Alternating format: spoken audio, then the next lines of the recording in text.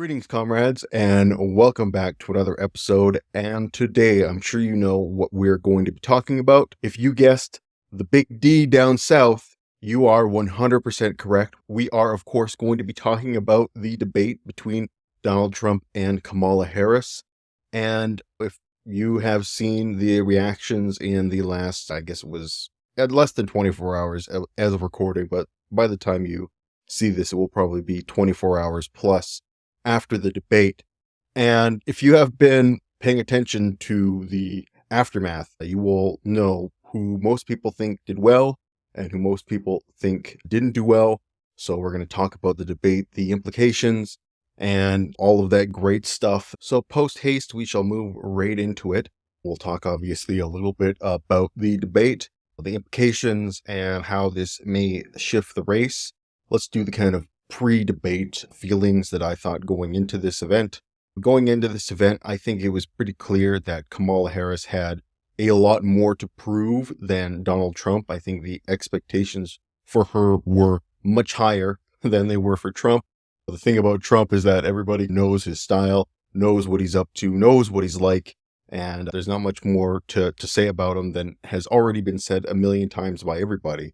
So most people were just hoping for Donald Trump, like anything other than an implosion, and he would skirt right by.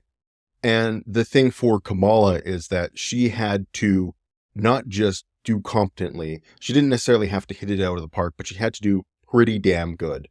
Because considering the fact that she's the new kid on the block, she's the one that hasn't held the office of the presidency, her up on this debate stage, really introducing herself to the American people in such a broad way, in such a broad manner, she had a lot to prove, right? She didn't just have to prove that she could go toe-to-toe with Donald Trump in a debate and actually make the necessary arguments. She also had to prove to the American people that she was capable of the immense task that it is to sit in the Oval Office and run the powerful country that is the United States. So yeah, from the get-go, I definitely think she had more to prove. The expectations were higher, and yeah, she definitely had more to deliver on.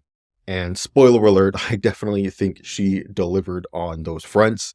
I was pretty worried about Kamala's debate performance because going back to the Democratic debates, or the Democratic primary debates back in the day, back in 2020, she was pretty lackluster. The only standout moment that she really had was basically when she accused Joe Biden of being a racist. And that was pretty awesome, actually. That was pretty spectacular.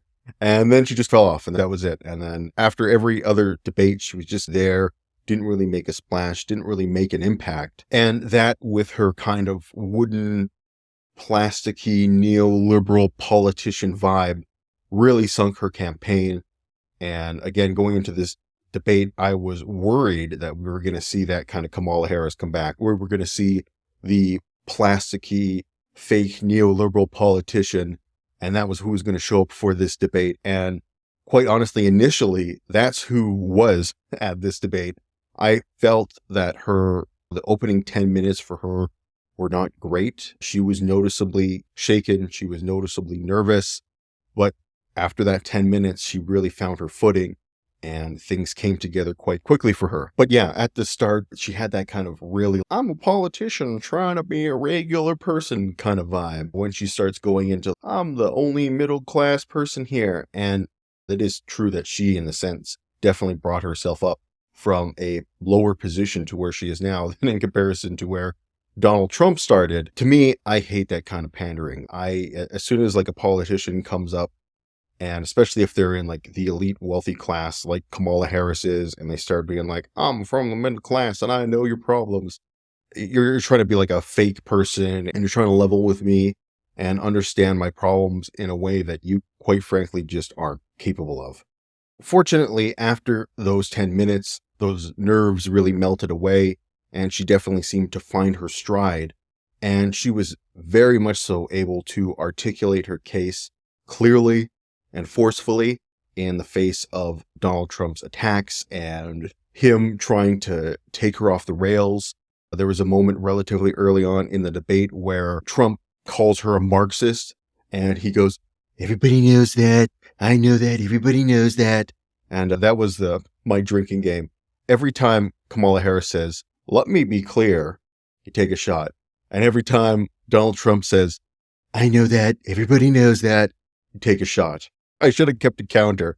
But yeah, it was just their catchphrases throughout the duration. Anyway, he calls her a Marxist and she just lets that glide on by. She doesn't even respond. And I remember thinking at the time when I was listening to the debate, I was like, really? You're not going to respond to that? You're just going to let that go by? But on reflection, it probably was the smarter thing for her not to respond to it, not to have a soundbite like, I'm not a Marxist type of thing.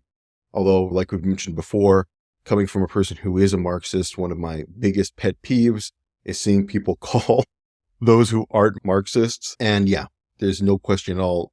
Kamala Harris is not a Marxist. You'd have to be a political moron to believe something like that. Come back to me when I've seen her plan to help the workers seize the means of production, and then maybe we'll have a talk. So overall, I think it was smart of her probably not to get bogged down on that point, let it pass. And it seemed like definitely Trump was trying to get under her skin with that remark, or trying to elicit some sort of response. So in that sense, it was good for her not to take the bait. But speaking of the bait, we have the absolute masturbator of this debate, and that is, of course, Kamala Harris. And she laid a trap for Donald Trump, and he fell into it hook, line, and sinker. And that was the point where I feel that the entire debate changed. Once that point hit, it was just an absolute downward spiral for Donald Trump. He did decent in the first, like I said, maybe 20 to 30 minutes. But after that point where he fell into Kamala's trap, all bets were off. And then it was just a total clusterfuck for the guy. So I'm not huge into showing the clips of the debate and whatnot, because everybody does. I'm sure you guys have seen them a million times.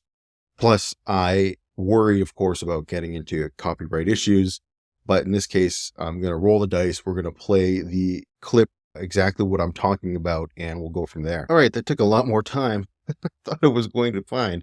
It was actually earlier in the debate. I thought it was like around the halfway point, but no, it was actually earlier than I thought. So the wheels came off very quickly. Former president is someone who would prefer to run on a problem instead of fixing a problem. And I'll tell you something, he's going to talk about immigration a lot tonight, even when it's not the subject that is being raised. And I'm going to actually do something really unusual, and I'm going to invite you to attend one of Donald Trump's rallies, because it's a really interesting. You will see during the course of his rallies, he talked about fictional characters like Hannibal Lecter. We'll talk about windmills cause cancer. And what you will also notice is that people start leaving his rallies early out of exhaustion and boredom. And I will tell you, the one thing you will not hear him talk about is you. You will not hear him talk about your needs, your dreams, and your desires.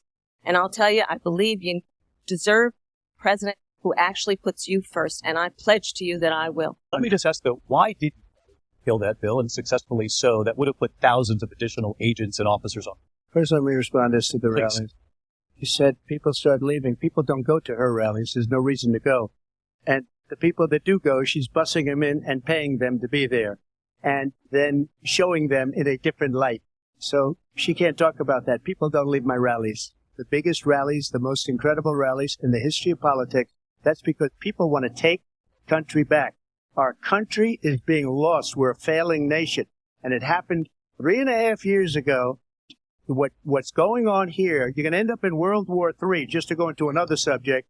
What they have done to our country by allowing these millions and millions of people to come into our country, and look at what's happening to the towns all over the United States. And a lot of towns don't want to talk. It's not going to be Aurora or Springfield.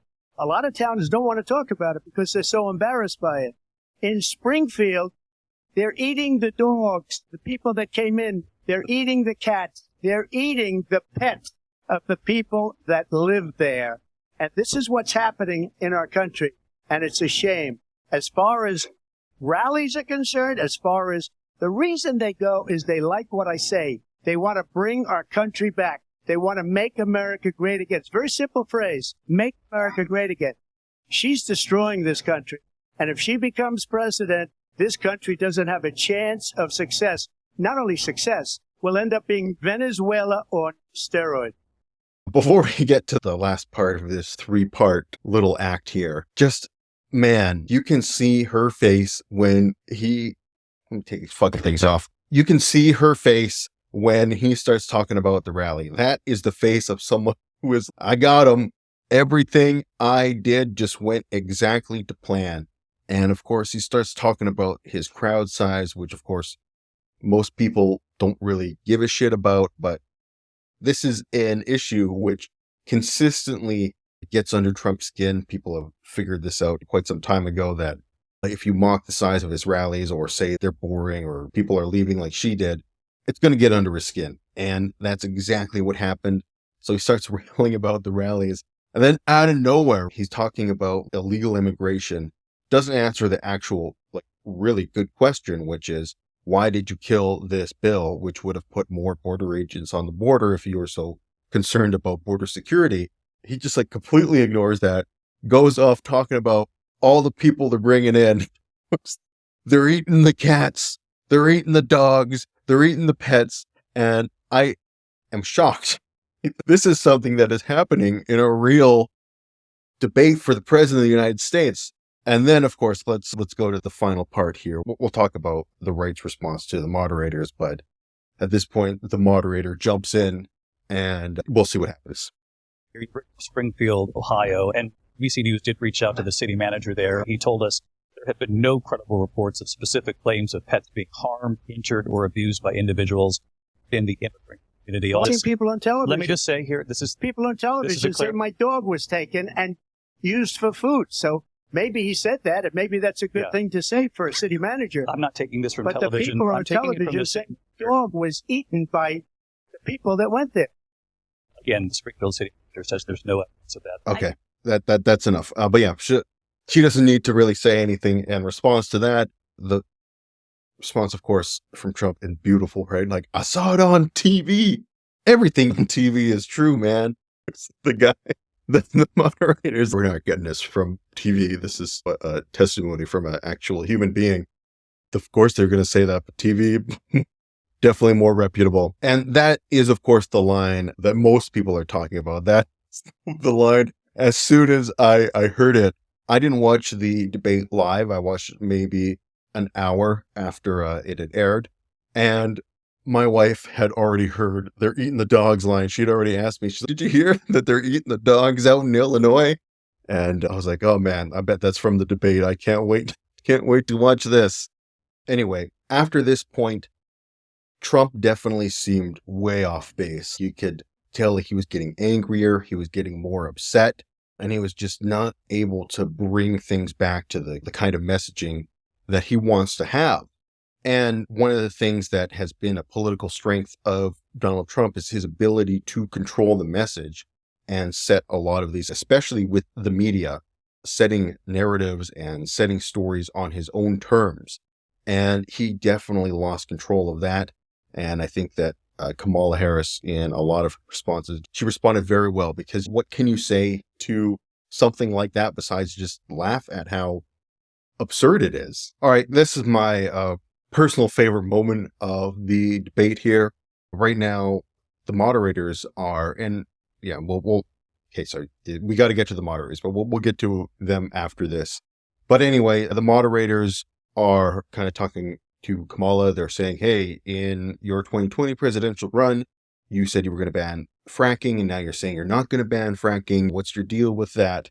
And then Donald Trump actually could have a potential vector of attack here, right? Try and get something on her for changing her positions.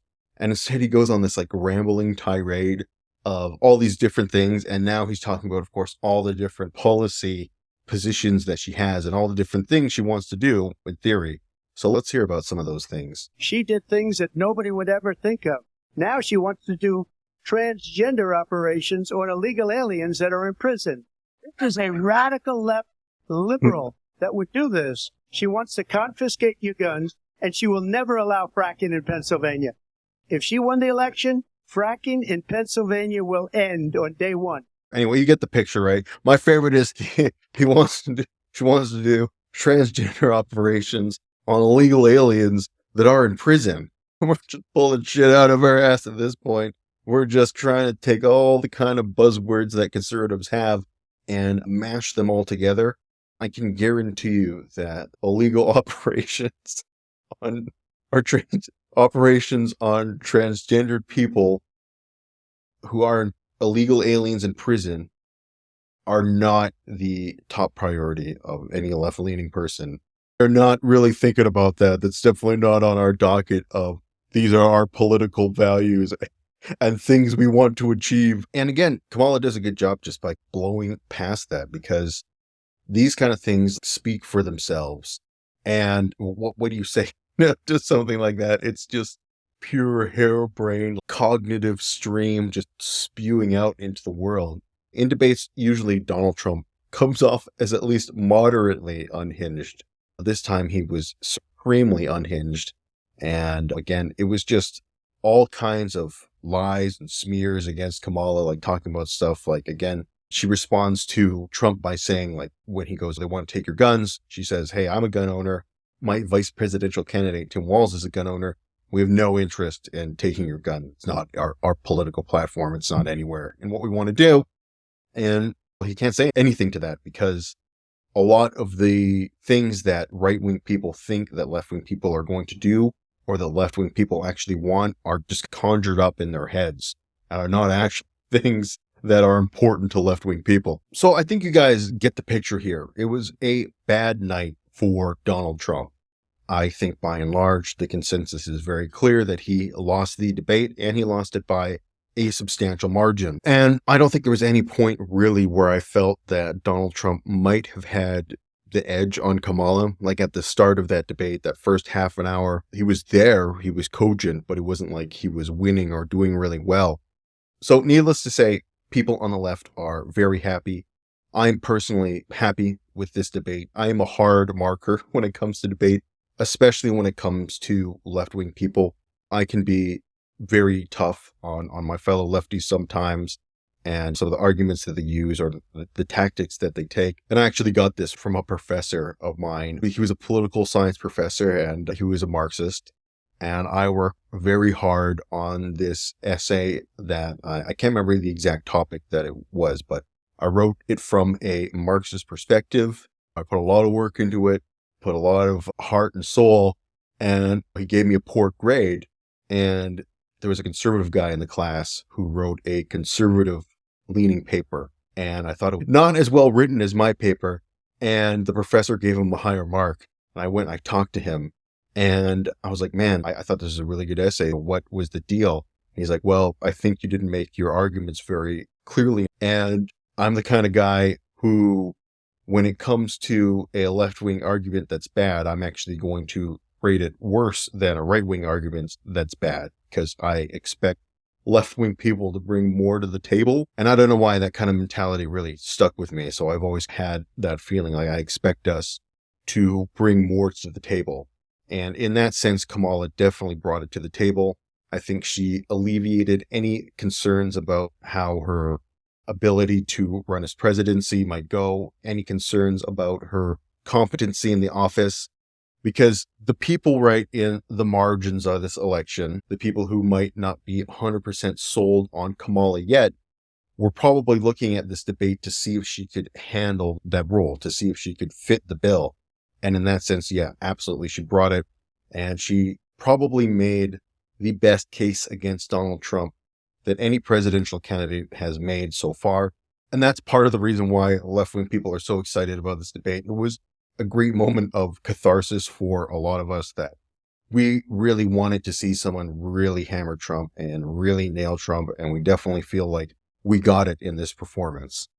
I've seen some people who are extremely optimistic about the aftermath of this debate and what exactly it will entail. I am not as optimistic as some people. I'll say that much. There are some people who think this is a knockout blow against Donald Trump. This is like the Joe Biden versus Donald Trump debate back earlier in the year. I don't think it's that level of being a knockout, right? It's not to the point where Donald Trump is now definitely going to lose the election, and B will have to withdraw because of his poor debate performance.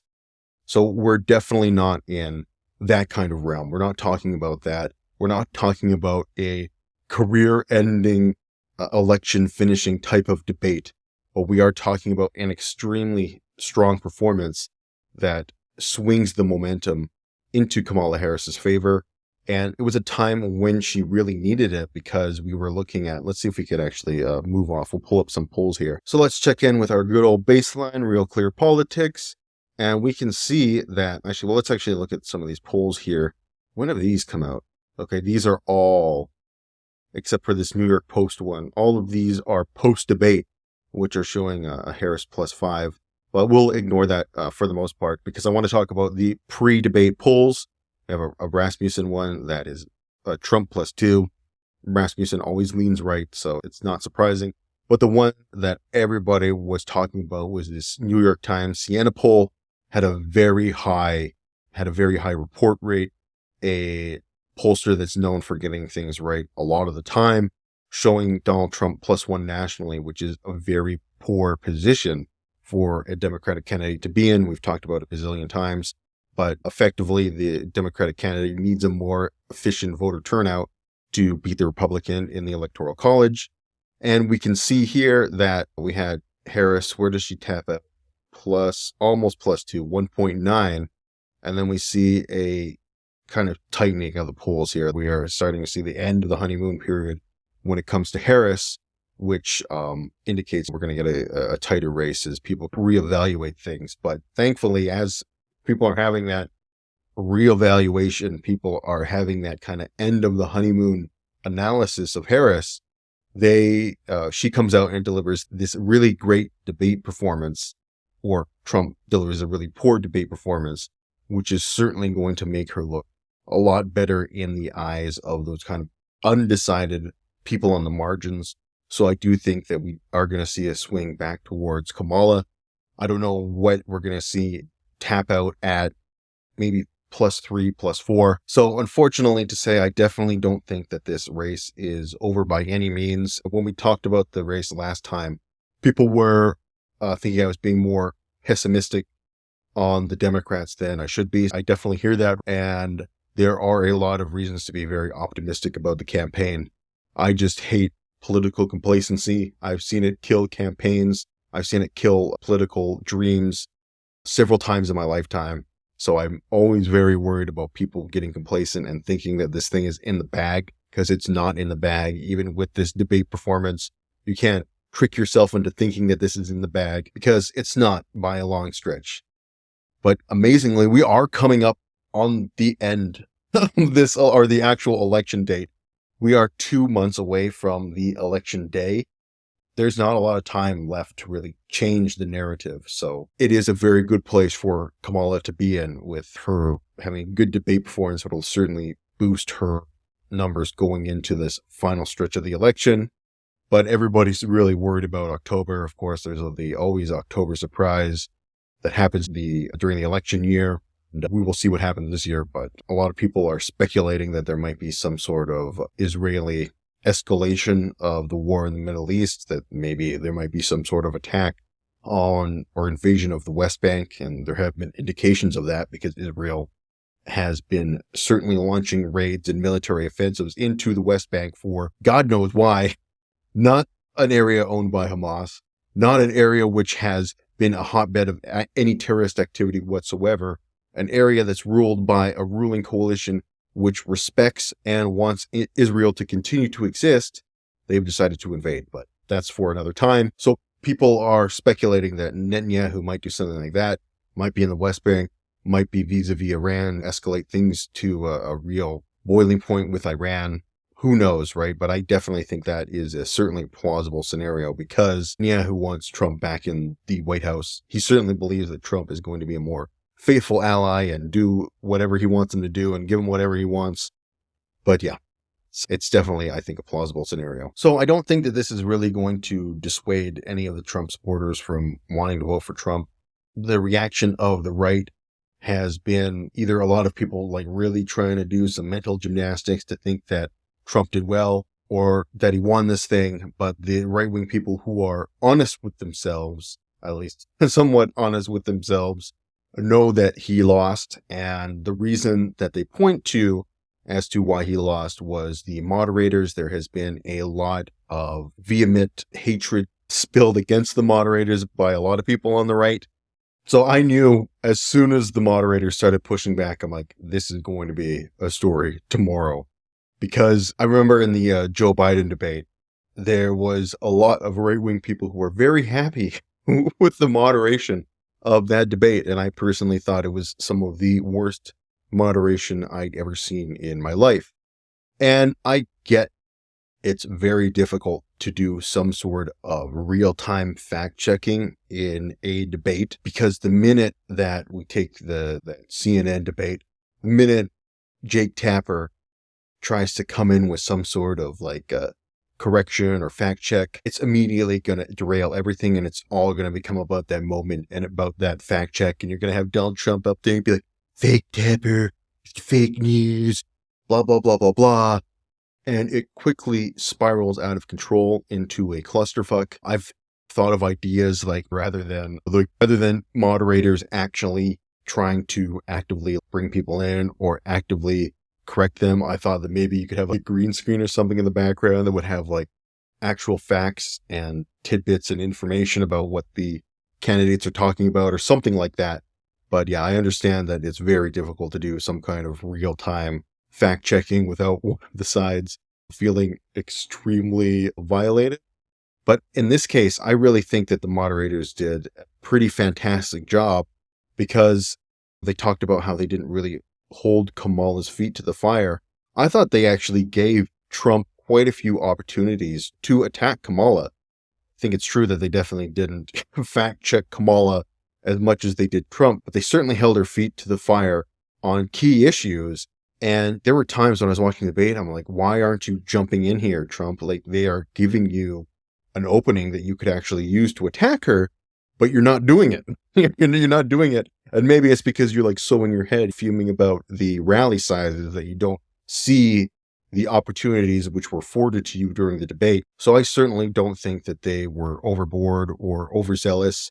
They were pretty mild with their pushback. With like they're eating the dogs. They're like, yeah, we talked to the city manager. He said that's not happening. I didn't see this on TV. We got it from the city manager. And that was it. There wasn't a lot of back and forth.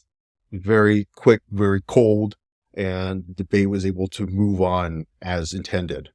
So I'm definitely 100%. We need to have some sort of moderation. Although in general, I'm probably lean towards light moderation, because particularly I do believe that as the political candidate, it is incumbent upon you to push back against the lies and falsities of your opponent. That's part of what your job is, and that's part of what you need to be doing on the debate stage. But there comes like a line that you have to draw. Like when your political opponent is saying that you want to kill babies, that you want to do illegal transgender operations on prisoners, that you're bringing in people that are eating dogs, like we got to draw the line somewhere, right? I felt like those were some pretty reasonable things to push back on during the debate. But yeah, the right is steaming mad about these moderators, and they really feel like they took the debate away from Trump, that they hindered him.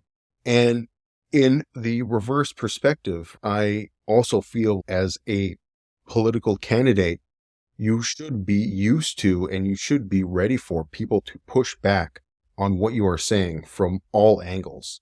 And I personally love going into a scenario where I'm the only person, like I'm the only left guy, and I'm surrounded by a bunch of right-wing people, and we're all arguing, going back and forth. I love that kind of heat. I love that kind of intensity. And getting multiple people ganging up on me gets the blood boiling, right? Oh, we're having a good fight now, type of thing. So in that sense, that if you do have people pushing back on your political narrative, it's also incumbent on you as the political candidate to be able to put your case forward and push back against that. And Donald Trump certainly was not able to do that during the debate. So, long story short, I don't think the moderators did anything beyond the pale. I think they actually did a pretty good job and were overall pretty even-handed. Many on the right would certainly disagree with me on that. But I think that when you look through the debate, and again, it wasn't so much that the moderators were not holding Kamala's feet to the fire. It was more that Donald Trump was failing to capitalize on the opportunities that he was given during the debate. So yeah, I think it's your boy's fault. Definitely not the moderator's fault. And we'll see if there's even going to be a second debate. We already had Donald Trump come out and say, well, I don't really want a debate. I won the first debate. It was like a prize fighter, right? If you win the fight, you don't want another fight. And the thing about that is that when you're talking about an actual fight, there is literally an objective winner and loser crowned at the end of the fight, right? There's a referee who either calls the fight when it's clear that one side is winning or dominating the other, or there is a panel of judges who will decide who wins the fight based upon who performed the best on whatever metrics. So there's an actual objective winner or loser in one of these fights versus a debate where everything is subjective, right? It's not like the moderators are coming together at the end of the debate and are like, it's our decision that Kamala Harris or Donald Trump won the debate. It's all public perception. It's an entirely different kind of quote unquote winning than having an objective you won or you lost decision thrust upon you. So chances are there's probably not going to be another debate. I would love for there to be another debate, but I think that if I were a betting man, I'd bet against it. All eyes now look to the vice presidential debate, which I'm also very excited about. I'm very excited to see Tim Walz in action. I, again, have very high expectations for Tim. I expect him to really manhandle J.D. Vance, so we'll see. I got, again, high hopes for that. And if Tim doesn't bring the goods, it'll be a massive disappointment. So overall, I definitely think that this debate pushes the needle in Kamala's favor. I feel like right now we are looking at a 65-35 type of race in Kamala's favor, whereas last time we talked about the race, it was more of a 50-50 type of thing. But right now, the indications for the Democratic campaign and Kamala Harris's odds at winning the White House are looking quite good. And I think most people recognize it. Most people feel that way. But again, though, I hate political complacency is a killer big time. So it's definitely beneficial for anyone who wants to see Donald Trump go down to not count their elections before they've happened, not count their ballots before they've been cast. And overall, I don't think that this is the knockout blow that a lot of people on the left are saying, and even some on the moderate right to, right-leaning individuals. But it's certainly, again, a massive step in the right direction. And Kamala Harris has introduced herself to the world, to the American people in a very coherent and a very competent way. And I think that was one of the last big hurdles that she needed to overcome before she really had a strong chance in winning. Because I think that was like a big sticking point in a lot of undecided voters' heads. Is Kamala Harris really up to the task of being president? Is she up to the task of pressure? Can she articulate herself? Can she make a coherent case? And after this debate, I think that answer is a resounding yes. So we're feeling good, feeling a little bit hopeful. But it's not over till it's over. So anyway, with that, we are going to wrap up today's episode. I want to thank you guys for watching. This has been the Comrade signing off for now. And until next time, you guys take care.